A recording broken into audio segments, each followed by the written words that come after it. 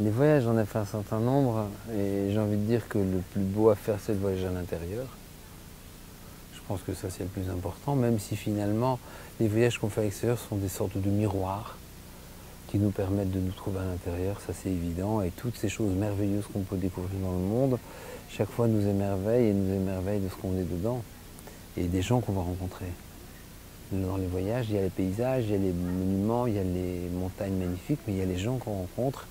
Et se dire à travers les gens qu'on rencontre, qu'est-ce que celui-là qui me rencontre m'apprend de moi, et qu'est-ce que je vais pouvoir partager avec lui, et qu'est-ce que ça va donner.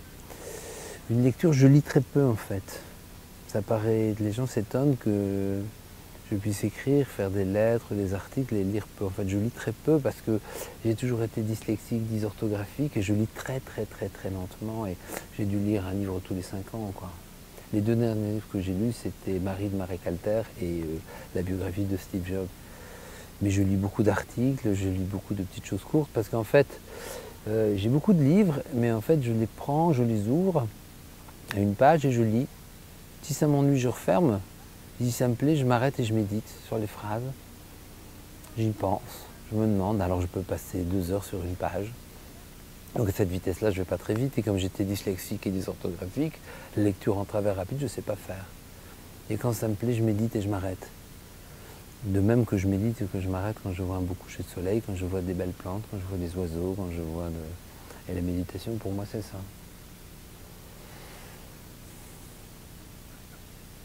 C'est en fait un peu aller picorer à la merveille de la vie, finalement. Les voyages, les lectures, les méditations.